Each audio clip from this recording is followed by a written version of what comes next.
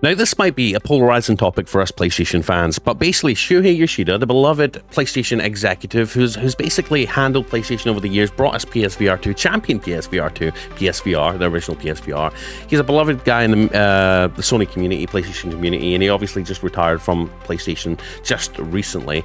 And he's got some things to say about where PlayStation should head going forward. He says, suggests that Sony needs to change their way of thinking and move away from cutting-edge graphics. The cutting-edge graphics push, and obviously stuff like that has obviously been successful for Nintendo. Look how well Nintendo games are optimized on their handheld device that's extremely underpowered, and I think he's got a good point here. Let me know your thoughts in the comments, but before you do, please hit the like, subscribe, click the bell icon. It takes a second, it really helps out more than you know though. I know it's annoying, everyone keeps pestering you to click like, but it would really mean a lot. If you're logged into your account, just click the like and subscribe, click the bell icon if you're going to go that extra step further, because we cover gaming every day. But let's see what he's got to say. So former Sony indie boss Shuhei Yoshida has suggested that his former boss needs to move on from dazzling with flashy visuals and change its way of thinking going forward. Speaking with AV Watch, Yoshida-san reflected on PlayStation's history of pushing top visual quality, something that was apparent during his early days under Ken Kutaragi, and has continued to this day with the PS5. He says, up until now, PlayStation's DNA has been driven by values such as cutting-edge graphics that have continued since Kutaragi-san's time. Users have also expected that from PlayStation games. However, it's about time we have to reconsider that. Of course, I think it's necessary to provide the very best in terms of graphics quality to those that want that. But in order to continue to be popular with users in a broad sense, we naturally have to change our way of thinking. Now, you can say that to PlayStation. Sure, PlayStation can do that with their first-party games. I think a lot of the first-party PlayStation games are very graphically intensive, and I think that's a good thing. I think it's served them well. Look at God of War, Horizon, Gran Turismo, right? But maybe he's saying PlayStation should go the Nintendo route. Maybe work on games that maybe aren't graphically, immense, but make more fun, casual games like Super Mario World. I mean, they're obviously working on Astrobot, but even Astrobot as a platformer, yeah, it reminds me of Super Mario World. But at the same time, and they copied a lot from Super Mario World, that's another video. But it's still a pretty graphically beautiful game, you've got to admit. Ratchet and Clank as well. A lot of these games that, might do well on a Nintendo console, they're still very graphically intense. I think he's just saying, you don't need it to be as graphically intense. You don't need the console, PS5, to be all about graphics. You can make it about, fun experiences as well, and maybe optimizing games. Having maybe a 4K, 120Hz game that isn't the most graphically beautiful, but that's fun, and that should be its defining feature.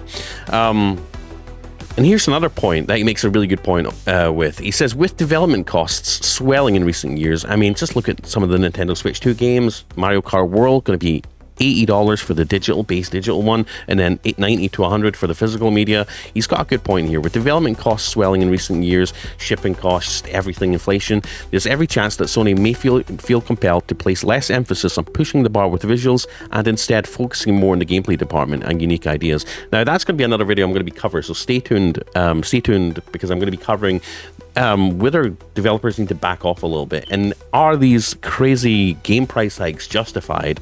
Because with inflation's going up, everything's getting more expensive, but development is getting a little bit easier with AI, with the advent of obviously AI, tools like Unreal Engine and stuff. Developing games is getting a lot easier. So if anything, that should offset the cost of inflation in some sense, and should allow games to stay, at least relatively the same. As development gets easier for the software side with AI assistance, all that sort of stuff, that should hopefully offset some of the cost of inflation and, obviously people's paychecks, all that sort of stuff. You would think that, right? So are these price hikes for games justified as we get closer to $100 games?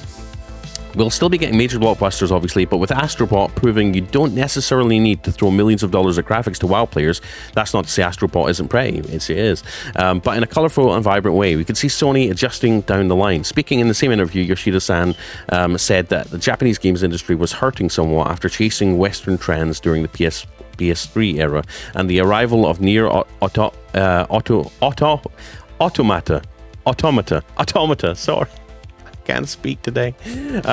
Gave things the shot in the arm it needed. In a separate interview earlier in the year, the former Sony executive also said that it feels right if the company's as yet unannounced next-gen console were to arrive in 2028. So, yeah. Basically, he's given us a little hint that the new PS6 could be arriving in 2028. That is 3 years from now, which lines up about right. So there we go, guys. Let me know what you think of what Shuhei Yoshida has to say. Are you okay if PlayStation dials back the graphics and instead gives us, lower prices as a result of that? I think that'd be good and make development a little bit easier. Anyways, I'm Blaze2K. Please like, subscribe, click the bell icon, means a lot. Check the links down below in the video description for cool new stuff. And yeah, I'll see you in the next video. I'm Blaze2K. Peace. Bye. Let's go.